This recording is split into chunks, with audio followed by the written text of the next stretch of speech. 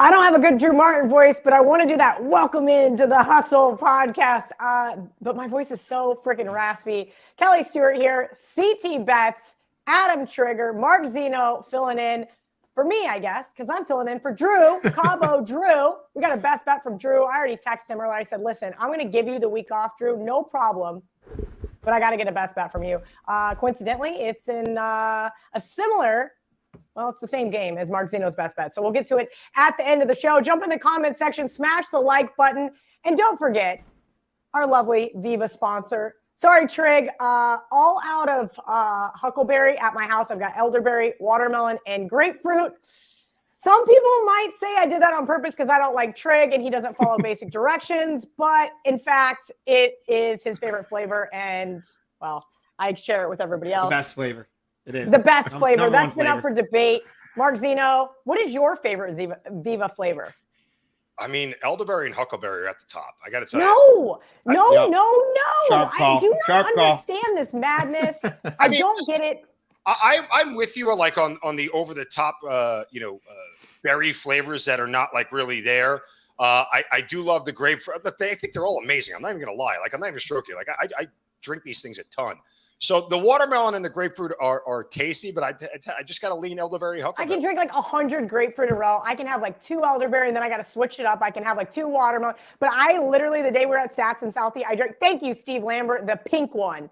That is it. In the comment section, welcome in, Steve Lambert. That is it. It's not quite pink. I would say it's grapefruit color. But that being said, Viva Tequila Seltzer is our sponsor for the show. Refreshing, drinkable, hard seltzer, 88 calories, 0 carbs, 0 sugar, and 4.5% alcohol by volume. I believe that's what ABV stands for.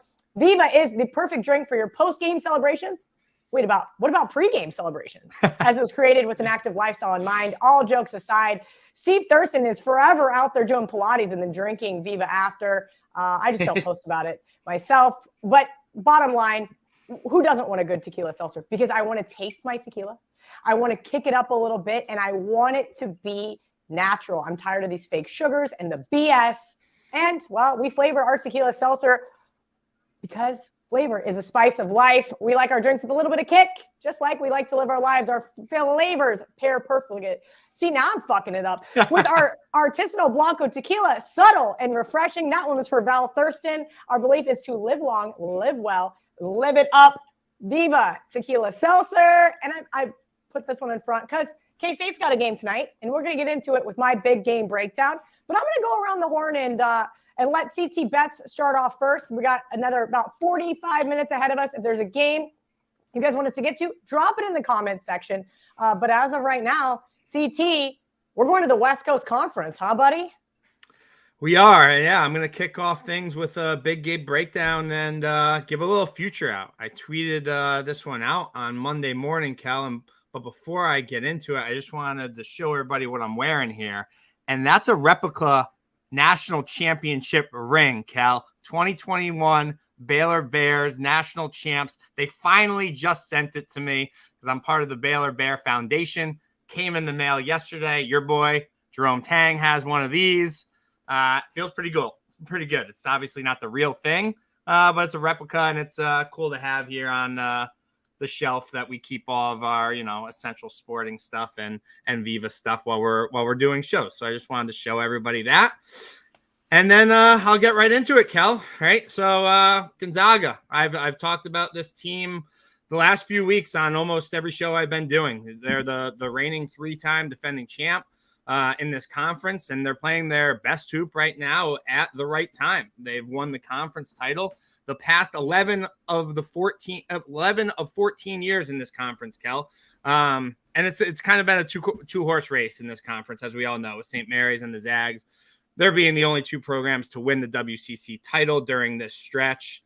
I expect them to both be the last 2 standing this year as well. And this one tips off, the tourney tips off tomorrow night. Both aren't going to see action until Monday because, well, of course, the top 2 seeds, they earn buys directly to the semifinals. So, like I said earlier, the Zags, they're playing their best ball, and they've ripped off 6 straight wins and 9 of their last 10. And each of their past 6 wins, they've come by at least 7 or more points here, while 3 of them have been by 17 or more. St. Mary's, on the other hand, they're playing good ball too. They won 16 of 18, and there's only 3 teams in the nation that allow fewer points than St. Mary's at 59.1. Defense is very good, but I also think it's worth noting here that I would not advise to take a long shot to win this conference, right? A long shot most likely means that you have to upset St. Mary's and Zags on back-to-back nights, and I'm sorry, I just don't think that's realistic this year. I just don't. These are the 2 best teams in the conference. And I've been on the Zags in both of these matchups this year. I've been on the Zags on both these matchups versus St. Mary's this year, and I feel as though I was on the right side of both games. I really like the matchup between these two. This is a game this Saturday night. Trig and I had it as one of our best bets. And yeah, Mary's D, they've been great all year. Zaga, they've been knocked all year for having an underperforming defense. Zaga grades out 88th in adjusted defense efficiency, and they rank 287th in scoring defense, right? That's not ideal. But luckily, their offense is good enough to cover up those defensive faults. We've seen all year that the offense is greater than defense this year in college hoops, and offense wins you games. We see it with Baylor, right? Their defense isn't very good. It's getting better, but offense is winning games here. So this bet comes down to me looking at Mary's versus Zaga in the championship, Cal. The Zags went off as 6.5-point favorites and about minus 290 on the money line last Saturday at home in this matchup. Now we got them in a great price, right? Where the Zags have played in Vegas, where the tournament's being held, where historically the Zags have played very, very good. I make the line if it's Mary's Zaga in the championship, minus 3.5. Zaga as the favorite. I'm going to take my chances that the Bulldogs beat Santa Clara in the semifinals and then take home another WCC championship next Tuesday night versus the Gales. Mary's cannot run with this Gonzaga team. Play on Zaga to win the WCCC. What did you lay with them, CT? So I laid minus 105, minus 115, minus 120. The best price I saw today is minus 125. That was this morning. Okay. Listen, I'm in agreement with you. When Gonzaga lost to Texas, Purdue, Baylor, back in December, I kind of thought, oh, maybe this isn't that Gonzaga team as that we've seen in the past, win national championships or at least get to the Final Four. Mark Few maybe is kind of, misstepping here. Outside of that kind of weird Loyola Marymount loss at home and then losing to St. Mary's on the road, this team has looked like a freaking NBA team. There was like a stretch there where they were putting up 90 plus in I think 5 or 6 games in a row. It's very interesting to see how they've come into form at the right time. I like that bet. Mark Zinno, welcome into the show. I appreciate you filling in for me. Usually when you're filling in for me, though, I am not here. I'm filling in for Drew Martin Betts. He is in Cabo. What do you got for me for Big Game Breakdown? We're going to go to the NBA tonight, guys. I know we don't do you guys don't do much NBA, but let's go to one of the big games in the Eastern Conference between the Boston Celtics and the Cleveland Cavaliers. Celtics are back home after a 3-game road trip. I know CT is tied in here, but Celtics back home after a 3-game road trip. They take on the best defense in the NBA in the Cleveland Cavaliers. Now, the Cavs, usually stout defense, hasn't played that well over the last 4 games. They're allowing 115 points per game compared to their 106 points per game season average. So their last 2 road games, guys, are giving up 127. And they're doing it against some high-scoring offenses, including Atlanta. And Boston is another offense that really can score. They score 121 points per game at home this year. That's 3rd best in the NBA. Go back earlier in the season. Both of the first 2 meetings went to the Cavs, winning and covering outright. But both of those games went to overtime. So you're sitting here now in a situation where Boston is 0-2 against this team. The public has really jumped on Cleveland here. I feel like this is a square dog situation. This line opened up at 6.5 and has now moved down to 5. And I don't know how much we pay attention to, reverse line movement and, percentages of money in the NBA like we do in the NFL. But it was crazy. I've been watching this line all day long. And you look at this, there was about 50% of the bets were on Cleveland, but only 8% of the money. I'm sorry, on Boston rather, but only 8% of the money was on Boston. All the money was coming in on Cleveland, which pushed the line down to where it was. I say all this to say that I think that the Celtics right now, they're a better team than they were earlier in the year. They have Marcus Smart back in the lineup. He's big. He's had 19, 10, and 15 over his first 3 games back since the All-Star break. They're 24-7 straight up and 18-13 against the number at home this year. With this line movement coming down, I think Boston is a team right now, again, they'll take this personally. They need to get some revenge. They'll play tough. They'll play competitive. This is a better team now than they were when they met back in late October and early November. They had those first 2 meetings before the first week in November. I'm going to lay the 5 here. I think Cleveland's a square dog tonight. I think Boston being at home here, coming off a loss to the Knicks, is the right side. They'll have a huge home court advantage and a lot of their crowd on their side here. I know it feels kind of chalky to lay the 5, but the line movement has me thinking that Boston is the right side here, and I think they're a better team, and they show it tonight. CT, our resident Celtics fan, have any thoughts on that one? Oh, Cal, I'm not an NBA specialist here. I usually go to my good friends Dan Lipsch and Julian Edlow for that.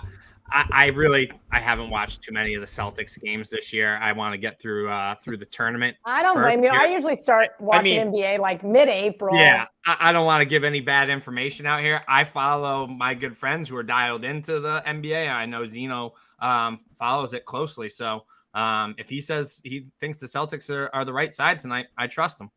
All right. Adam Trigger, I want to skip over you because you did not follow not one but 2 directions today. But go ahead and give me your big game breakdown. Well, first, Chris, as you should remember, we have the Celtics like huge, so hopefully they keep winning. What do you mean? We have them over wins them to win the title. That doesn't mean I have to from be the beginning of the attention. season. Okay, good. I couldn't. Yeah. I haven't watched a single game all year. Don't really watch the NBA, but Chris and I do need the Celtics. So yes, I know that. So I was in timeout for 10 minutes. I'm now allowed to talk. So yes, I'm here. I have my Tulane Green Wave shirt on, which was a gift from Keith Bayou Betts Landry, who I went to the game with on Sunday in New Orleans. So I told him I'd wear it on the show. Here it is. Great shirt. Might be my favorite piece of merch that I've picked up so far in my travels. Before I get into my best bet, I just want to comment. I agree with CT on Gonzaga, and I talked about this on a show earlier. I think it's worth bringing up. Sometimes in these conference tournaments, the favorite is the value, right? The favorite is the value because it should be a shorter price, right? Like I think Chris and I found one with Youngstown State. The market moved in our favor, where it's like, even though they're the favorite, they're still like they should be shorter than they are. I haven't seen the Patriot League odds, but I'll be shocked if Colgate doesn't win that tournament, hosting all those games at home.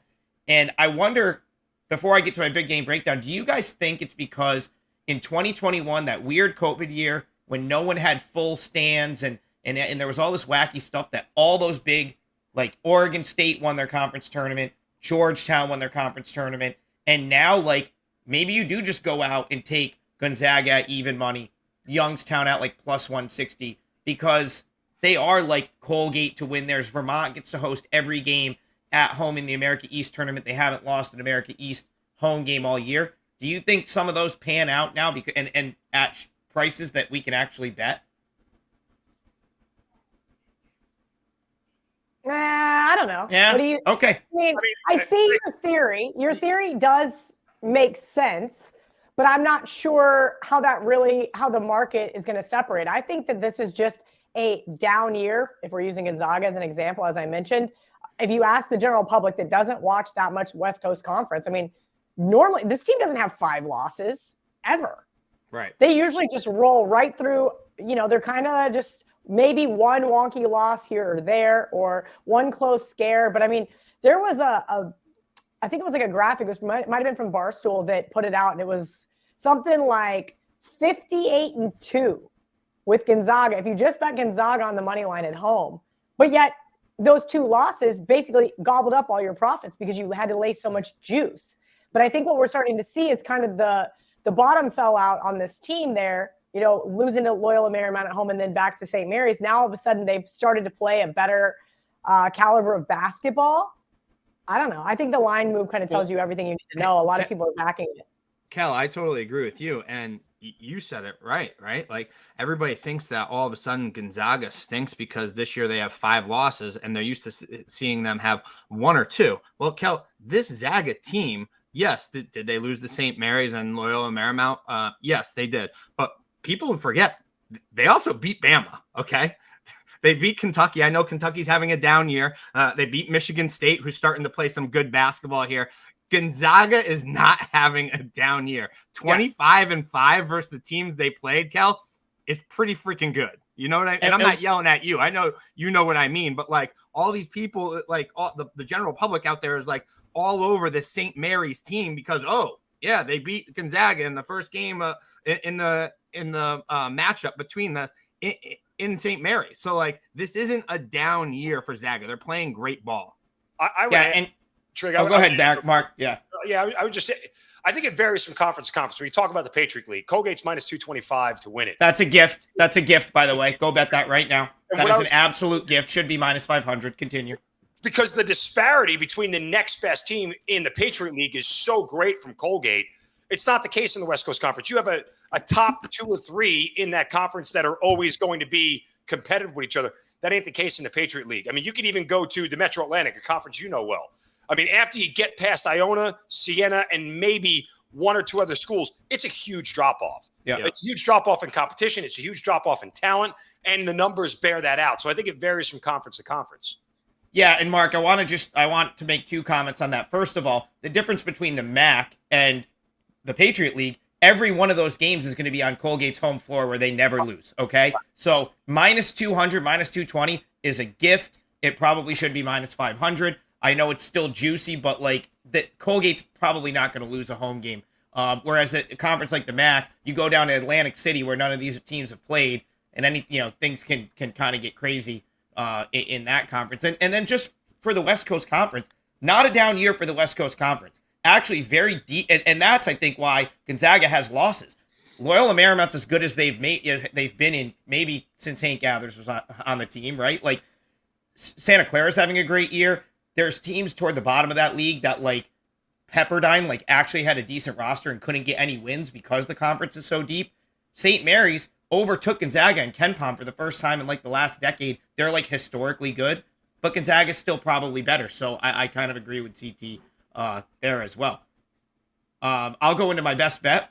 Sorry to. Why are you going to go into your best bet? We haven't even heard your big game breakdown. I'm sorry, yet. dude. Cal, I told you, I'm still need to catch up on some sleep.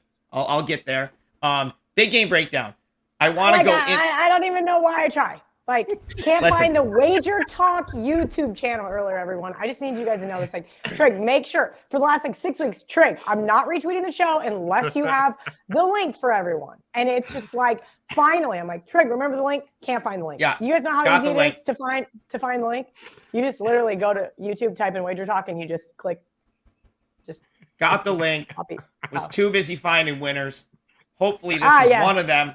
Yes. There we go. This is not my best bet for the show, but this is the 4% play that is currently up at WagerTalk. So don't go buy it. I'm going to give it to you right here. It goes later tonight, and that's Penn State plus the points.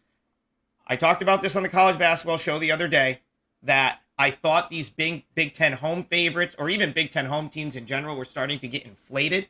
And Marco D'Angelo, I want to give him credit because he actually took what I was trying to say and put it into like a very interesting and like better terms, where it's like we sit there all day, I mean sports betting media, and we find these like things like, okay, Big Ten home teams are crushing 60+% against the spread. And then we go to our shows and then we talk about it, and then everyone figures it out, and then everyone bets it, and then the sports books start to get inundated with money on this side, and they have to adjust to something that probably would have fixed itself anyway, but they start to get pummeled and they kind of have to adjust. And I think that's what's happened with some of these Big Ten home teams. If you look, since that became a narrative, the Big Ten home teams are not covering, right? Like Illinois against Northwestern last week was an example. Over the weekend, there was Purdue like minus 7.5 against Indiana. Indiana wins outright. Last night, Iowa smokes Indiana and Bloomington. So I don't think it's come back fully yet. I still think there's people hanging on to gotta bet the Big Ten teams at home, and that might not necessarily be the case. And I think we have one here that's pretty overvalued. In Northwestern laying 4 to a very capable Penn State team, Northwestern 9-8 against the spread at home this year. They're probably the worst Big Ten home team from an against the spread, covering the spread scenario. And I actually kind of like the matchup for Penn State here for 2 reasons. One, Northwestern does not have a huge inside presence That's typically where you beat this Penn State team, is on the inside.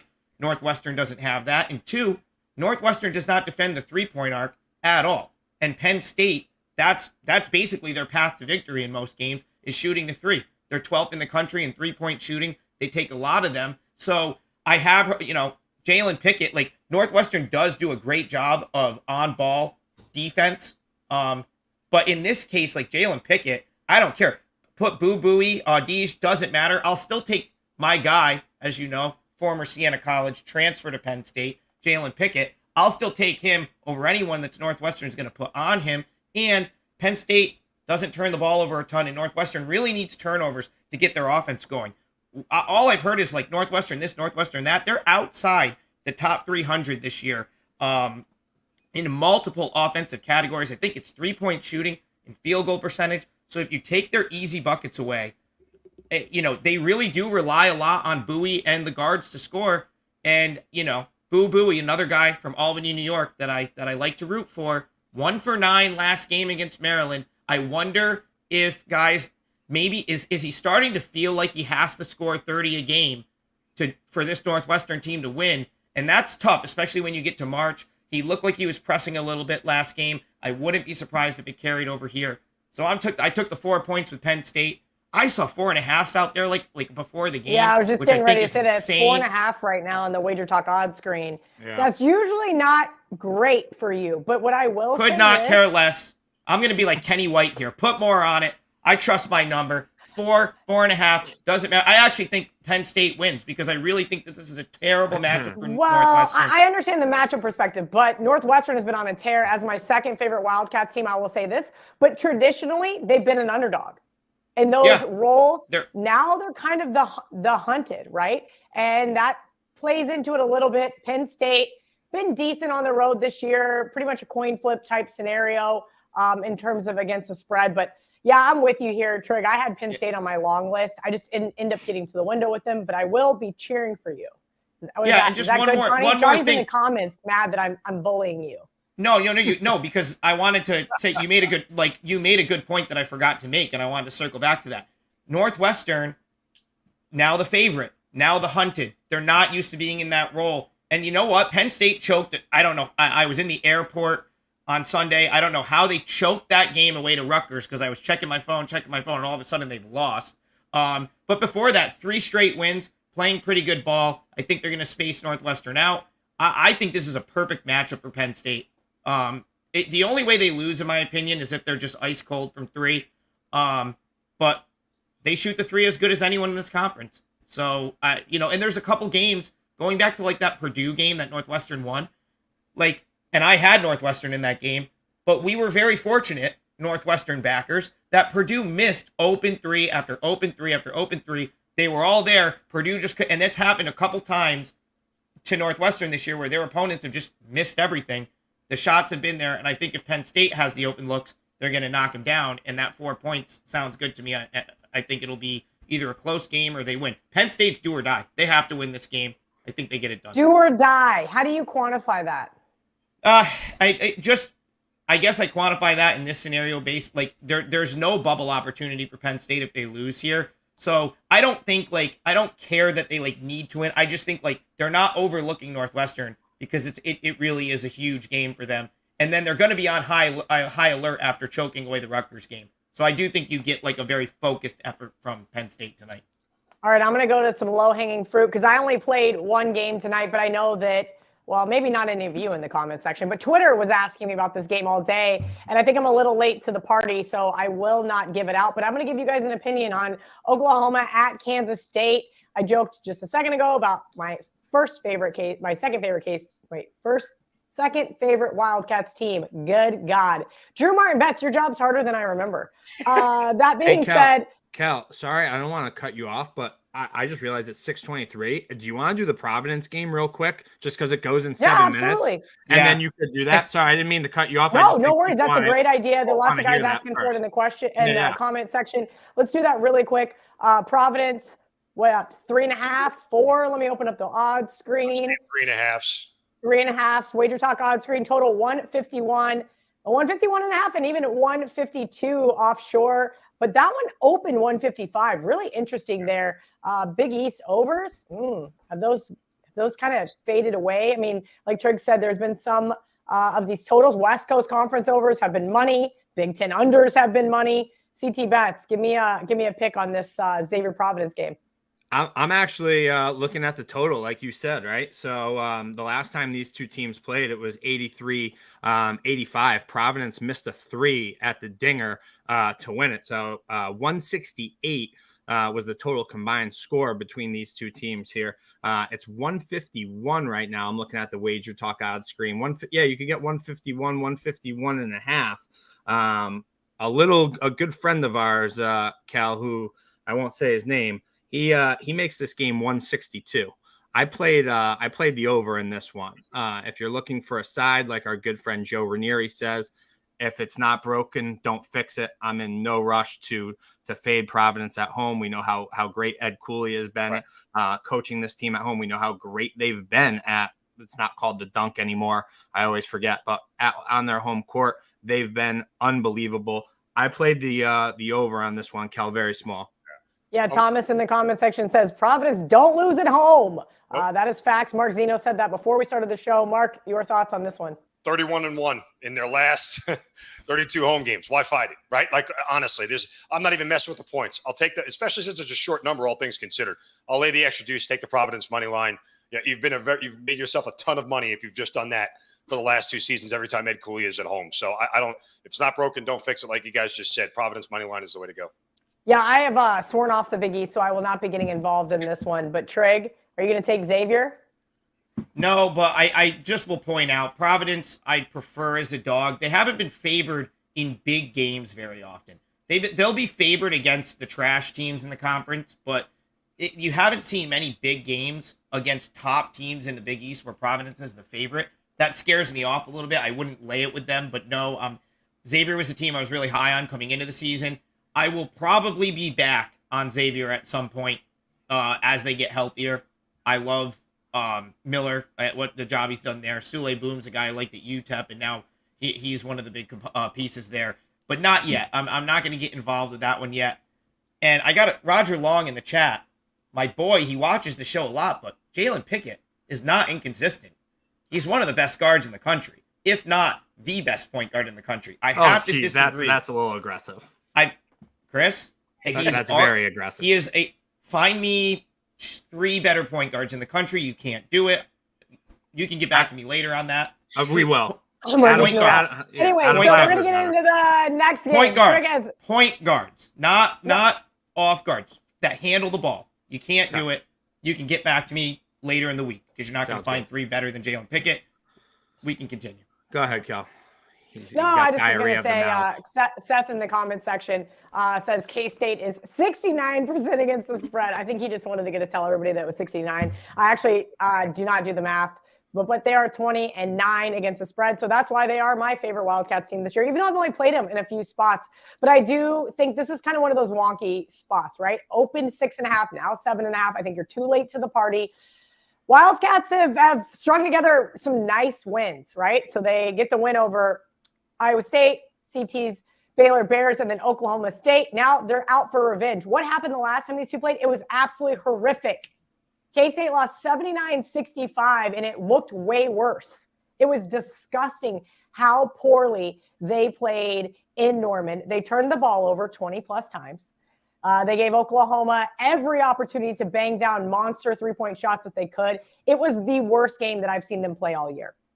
And as you guys have heard me talk about this on the show and other Wager Talk shows before, I don't play the revenge angle. WT in the comment section is asking to quantify or define. And I ask this a lot. How do you quantify certain things? Must-win situations, revenge, right? I cannot put a numerical amount to that. But I will tell you, Big 12 teams in revenge spots this year, outside of a few of them, have been money. And that's something that I was looking at here. If K-State doesn't turn the ball over, they don't allow a bunch of knockdown jumper threes, like those just right on the fringe. I'm not even talking NBA threes. The way that they played in Norman last time was just ridiculous. So slight lean to K-State, but I do think you guys are too late to the party. I'd be looking at the game versus West Virginia, West Va on Saturday. And we'll get to that one because we're going to do a Spaces on Saturday morning like we always do. Hopefully we'll get Mark Zinno in there to fill in for Drew Martin Bets. I'm going to start kicking it over to you guys for some best bets, and we'll finish up the show next 15, 20 minutes. If you guys got another game you want to talk about in the comment section, feel free to drop it in. Who do I want to go to first for best bets? I guess I'll go CT Bets. Yeah, sure, Kellen. This is a conference that you and I talk about quite a bit and follow, and it's the Big 12 here. I think a lot of people would like to know my opinion on Texas at TCU. I know the three of us, myself, Trig, and you were talking about this game earlier, and I think we're all aligned here.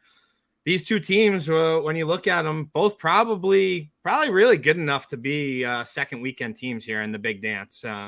And tonight's game, it still has regular season Big 12 title hopes alive if the Horns could win, believe it or not.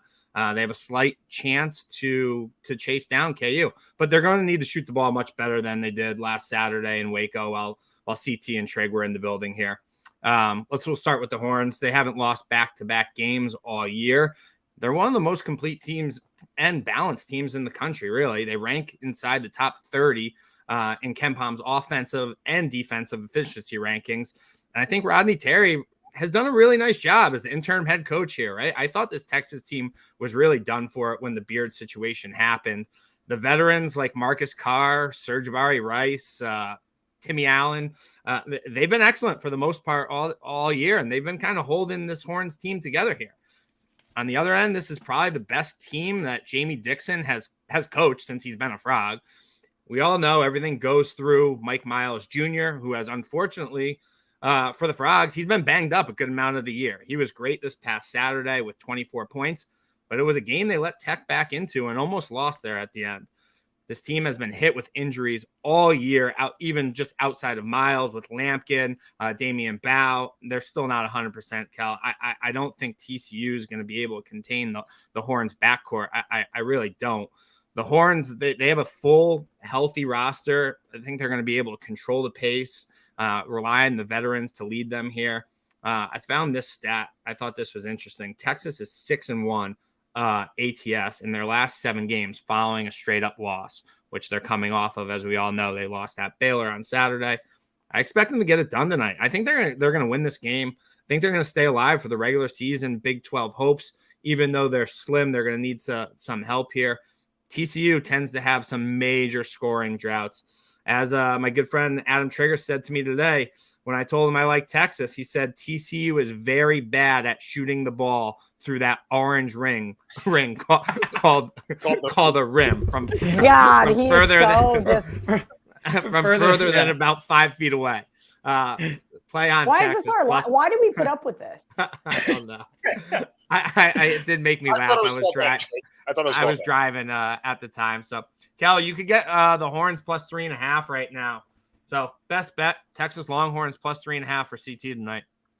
Just a couple of notes on that one, CT. I do lean Texas with you. I did not get to the window. Texas's home road splits have just been terrible this year. Sure. I don't trust this team. As you mentioned, yes, they have picked up the pieces, and I hope so. They're one of the most experienced teams in Division I basketball. TCU on the other side, they've been on a roller coaster ride all year long. They've strung together some nice wins and just had some really terrible losses. So I don't really know what to expect from this team. They live and die by the 3, and if they're not hot from three-point land, I think it's going to be tough to beat the Horns tonight. This looks like a buy low spot, in my opinion.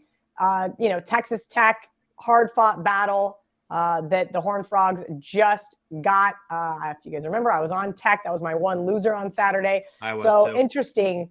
Texas plus 3.5 currently on the WagerTalk odds screen. Mark Zinno is going to the SEC for his best bet. Drew Martin Bets is also involved. So after Mark goes, I will give out Drew's best bet and see what you think about it. Yeah, the mouth in the South, as I like to be known to by the people down here. Just kidding.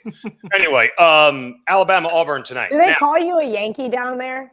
It's weird. They do. I don't know what to I know, because my dad lives like 2 hours from Georgia, and he says it all the time. He's like, these goddamn Yankees. And I'm like, you're from Kansas. No kidding. The first day I did radio down here, somebody picked up the phone, called the radio show I was on, and called me a carpetbagger, and I didn't know if that was like a racist term. I had no idea what it meant. I've never heard it before. He's like, "You're a carpetbagger." I'm like, are you allowed My to say dad has definitely called people that as well. I'm still not sure what it means, but I know it means you're from the north. Yeah, I guess, whatever. I mean, listen, I-95, yay. Okay, so Auburn, Alabama tonight. Revenge spot here, Kelly. But the last matchup, go back to it. Now, if you look at it from a distance, 77-69 was the final. Bama was a 1.5, 2-point favorite in that game. Bama shot 59% from the field in that game, compared to Auburn's 32. But you look a little bit closer. The game was tied at half, and Auburn has a 9-point lead in that game with 9.5 left. Bama had just a 3-point lead with just under 3 minutes left in the game. In fact, Auburn's last field goal in the game was at 3:41 of the second half. They made one more with 1 second left. They went 3 minutes and 40 seconds of the second half and the final 3 minutes without making a single field goal. That's why they lost that game. Now you're telling me the script flips to Tuscaloosa and Bama's 8.5 points better at home than Auburn? That's a huge jump. This is a Bama team right now, guys. It looks like it's aching for a loss. Their last four, a loss at Tennessee. Now, they blow out Georgia, which I think is a referendum more that Georgia probably played over their heads earlier this year and really aren't that good because you've seen the way they've played the last. Georgia's lost 3 games in a row by 105 points combined. Yeah, that was bad. I was on Georgia last night. And, listen, I get some good intel from that group, if you will. Yep. And, boy, they were not ready for the Gators last night. They did not even try, it felt like, for like the last 5 minutes. So I would agree. I think you could throw that big Bama win out. So loss to Tennessee, overtime win at South Carolina by 2. And then, Kelly, last week on Saturday, you and I, when I did the Spaces, we were on Arkansas and a 3-point win there. Now, again, this is a Bama team, I think, that's like kind of feeling the pressure of trying to be the number 1 team in the nation and stay at the top. These are 2 really good defenses. Both of them are top 10 in field goal percentage defense. Both of them are top 5 in 3-point field goal percentage defense. But this is a Auburn team that held Brandon Miller to 13 points last time out. And it just feels like Bama right now is too reliant on Brandon Miller to be able to carry them through games. Now, Bama's better on offense, better in shooting, better in rebounding. But I feel like this is a more important game to Auburn after falling out of the top 25 after the loss to Kentucky. This is the kind of game where a good showing, I think, leaves no doubt about their standing with the committee. Auburn's top 50 in the nation in steals. I think they pressure Bama early, force some turnovers. This is a Bama team, 314th in the nation in turnover, guys. They average over 14 turnovers per game. Auburn defense presses, creates turnovers, allows them to be ahead early. That's what Bruce Pearl does. He has no problem playing pressure basketball. This is an Auburn team that's 6-5 against the number on the road. Way too many points here. I don't know if Auburn can win this thing outright, but I'll take all 10 of those points. Bring them to me. Give me the Auburn Tigers tonight, plus 10. That might have just been enough to get me on to the window with Auburn. I looked at them earlier, and sometimes you overlook those little snippets, like what happened the last time out. I try not to buy into it too much, but you're right. If they're shooting a season low or pretty close to, that's something to put a little asterisk by. They got, but it took Bama 59% from the field to barely win that game. I mean, they had to have, and that speaks to Auburn's defense. I think that still travels for them. So current, where's my odds screen? I was going to say current line on this. It's across the board. Yes, it is across the board, but in regards to the total, we're looking at 153.5, 154. Drew Martin bets likes the over. Does anybody have an opinion on the total? I mean, if it goes the way that Auburn wants it to go, it's going to be lower scoring, right? Like, I mean, Auburn's offense is okay, but it's not good enough to chase Alabama's offense. So they have to play better defense and keep Alabama low. Alabama is also the best second half scoring team in the nation, guys. They average 44 points in the second half of games. That's number 1 in the country. So what are we doing? Why don't we just take Auburn first half then? I'm done overthinking it. It's not you kind of say, if I close my eyes, you kind of sound like Joe Ranieri, so I'm just going to not overthink it. And that would be totally something he would do, would just play the first half. Well, Cal, I'm going to go first half here. I can't. How great. All right, Adam Trigger. Put it on. It's finally your turn again. Don't you Finally love when my I turn. host? I get to mute whoever I want, just so you guys know. Like, if I just want to, I can be like, oh, sorry, Adam can't talk and there's nothing he can do. It's glorious. I should have been hosting the whole time. He's foaming at the mouth to talk, Cal. Foaming at the mouth. I know. I've been enjoying it. He's getting so antsy. Yeah, I know. He's foaming at. I'm just still over here amazed that you said Flag was a better guard than Jalen Pickett, but we'll leave that alone. Oh, God. That's because that's not even close. But anyway, Right. Penn State is 4% play for me. That would be my best bet, but I'm going to give another one that was close. Wait, I will. You gave your best bet during Big Game Breakdown, so that's the third time today you did not follow directions. And Johnny Listen. talks about how great you are all the time, and you are 0 for 3 today with me. Listen, I just was referencing that's my favorite thing that's still left tonight. I'm going to give another best bet for the show in a second. In the chat, like 5 people asked Maryland, Ohio State. I lean Maryland. That's all. I'm going to leave it at that. Didn't make my card. Okay, let's talk about that really quick because we do have a few minutes. Okay. I know this game does not mean anything to Ohio State. I said on, I think it was Sunday, there were 4.5-point home dogs, and I was like, do not bet them, Kelly. You know they're hot garbage. And, of course, wire-to-wire winner. That's how it works. Yep. But today they opened up +2? They're now the favorite? Yeah, they're now. What am I favored by missing one, here? One. I Who's mean, out they're for just Maryland? they're just what's going far on? superior. Like Kel, I'm gonna go back to the fact I think it's a Big Ten home team that's being overpriced still.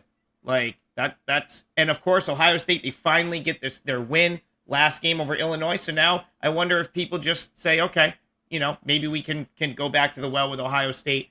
But I don't think it's that easy. I think Maryland's a far superior team. I would take Maryland. I'm not going to bet that game, but people asked about it, and I wanted to give an opinion. I mean, the only thing, Maryland just has some stinkers. Like, they always have a stinker. Especially on the road. Yes, On the road, yep. Stinker in their back pocket where they're the better team, and they should outclass them, and they play like complete dog crap for 40 minutes. And I gotta fair. say, and I haven't bet this game, and I'm not going to. I gotta say, those freshmen for Ohio State are playing a lot better. That's going to be a pretty good team in the next couple of years. If everybody stays, those freshmen are pretty good. They've been hitting some big time shots the last few games. Obviously Sunday, and then I think last Tuesday or Wednesday they played Penn State pretty tough. They played them down to the last few minutes. So. And that was a home game. I'm not getting involved, but just wanted to point that out. Again, I think Maryland's one road win this year in the Big Ten is at Minnesota. Other than that, they've lost to everybody on the road. You're There right. you go. Looking at their home road splits, and that's going back to what Trigg said earlier. There was a 3-week, 4 or 5 week stretch there where you didn't want to back the road team in the Big Ten, Right. and there was some exceptions to the rule, but Maryland definitely wasn't one of them. All right, Trigg, give me the grossest game on the board, and I know because it was on my list too, and now I'm going to have to bet it with you. Yeah, I mean, this is one. It didn't make my client card, but it's very close. I may sprinkle something on. This is Notre Dame plus the points. Listen, Notre Dame's a team. They're 0-9 on the road, but they are 10-8 at home.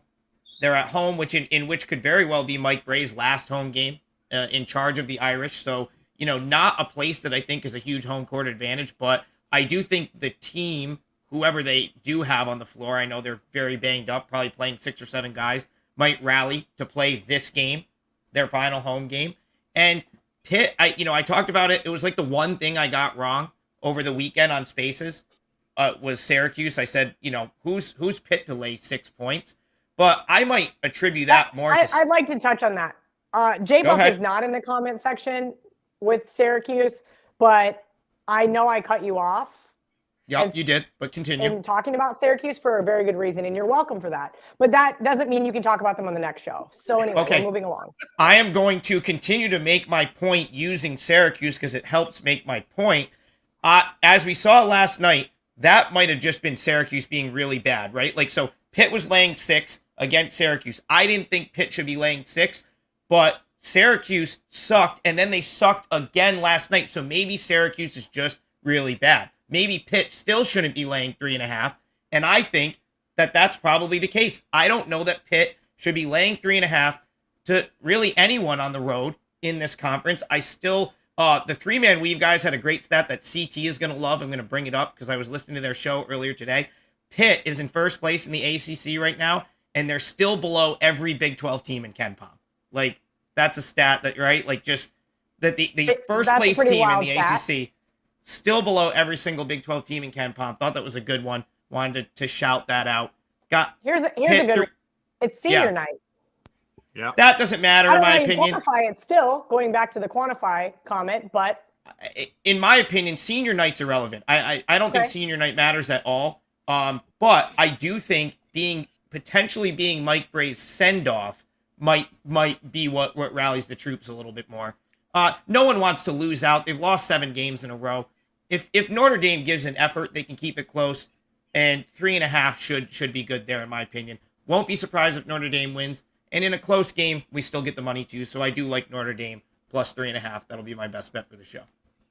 Yeah, I'm with you, Trig. I looked at +4, did the head fake, and the next thing I know, it's 3.5 on the WagerTalk odds screen. I'm going to go to another really gross game, and I apologize. I know it's going to be gross, but the Mountain West has been so good to me this year, and I'm just going to keep it going. I'm going to take UNLV plus 2.5 at home. Yeah, I know. These are 2 completely different teams. You've got a Utah State team that looks like the better team on paper. That probably is the better team on the court.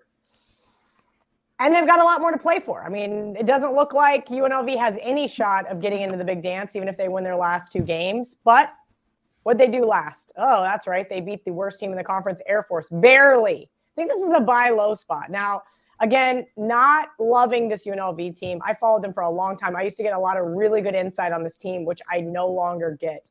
I wish they played a little bit better defense.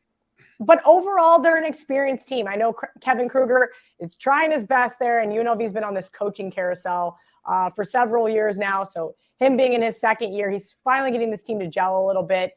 Again, I know that Air Force win, if you want to call it that, on Friday was ugly. But I think that they're going to put up a fight here against Utah State, one of the better teams in the conference, one of the teams that I think if they will show just a tiny little bit of defense, they can shut down what is their Aggies? See, I'm losing my mind. This is what happens when I have to host. When shut down the Aggies from 3, which their 3-point defense is not great, but we'll see if UNLV comes to play tonight. I didn't really love anything on the card. I'll be really honest with you. That's why I didn't do Jeff Nadeau's show today. He was like, "Hey, do you want to do the show?" I was like, "Yeah, I mean, we can talk about all the games." He's like, "What are you betting?" I was like, "Meh." So I came up with UNLV. We'll probably join Zinno on Auburn plus 10, but boy, do I like that first half better. And then I'm going to join Trig on Notre Dame. I may even for the sweep. Maybe I'll join CT Bets on Texas, even though it scares the crap out of me on the road. I like UNLV tonight, Cal. I just throw that out there. That was on my list. I'm probably going to bet that as well. So I like where your head's at with that one. I apologize to everybody for all of my screw-ups tonight, trying to pretend to be Drew Martin Betts while he's sitting on a beach somewhere in Cabo. He texts me. He's like, "Do you know how to use the program? Are you good?" And I was like, "No, I was all screwed up." And he goes, "Because I'm leaving the condo right now, and I'm not going to have any service, and you are going to be SOL without me." So I hope he's having a great time. Shout out to Mark Zinno for coming in, filling in, and shout out to our sponsor. Of course, I have the purple one up front. Viva Tequila Viva Tequila Seltzer, refreshing, drinkable hard seltzer, 88 calories, 0 sugar, 0 carbs, 4.5% ABV. Viva, the perfect drink for your post-game celebrations, because it was created with the active lifestyle in mind. Make sure you guys go to vivatequilaseltzer.com. Use coupon code HUSTLE20 for 20% off, and they will deliver it right to your house. As I mentioned, I purposely did not bring in the blue one, which is elderberry, because that is Trig's favorite flavor. Huckleberry. I said it backwards. Top flavor. You know why? Best That's how much I don't drink those 2. I am such a grapefruit snob. I don't care what you guys think. Huckleberry is just the best flavor. How do you just not drink the best flavor? Nope, Steve Lambert, the pink one. See? I got to go Steve. Steve's real sharp. He knows. I just rotate flavors, like honestly. Yeah. They're all very drinkable. Like 2 or 3 on my this is the thing. I told CT the other night I had a trifecta, and I won't name them on the show, but I got in trouble by Brett because he's like, "Oh yeah, she's not having a Viva." I go, "I'm having a trifecta," because I like different flavors. Like there are certain seltzers that are just horrible, but then there's certain seltzers that most of the flavors are horrible. And if you get a variety pack with friends that like other ones, you're like, "Oh well, I'm here. I'll drink the black cherry," right? Things like that. I like ours because they are light. I can drink any of them, but I love lime. So I've been begging Steve to do a jalapeno lime, one of the owners. We're talking about maybe a spicy mango, was it? I'm really bad about being on the sales calls. We'll leave it at that. Shout out to Viva Tequila Seltzer for sponsoring the show. As always, hanging out with us. Chris Thurston at CTBet16, Mark Zinno at Mark Zinno, Adam Trigger at Top Flight SI, Kelly Stewart at Kelly in Vegas. Make sure you're giving everybody a follow on Twitter. We'll see you on Saturday morning, bright and early, 10 a.m. Eastern, 7 a.m. Pacific. Sorry for those of you on the West Coast. You got to get up early if you want the picks.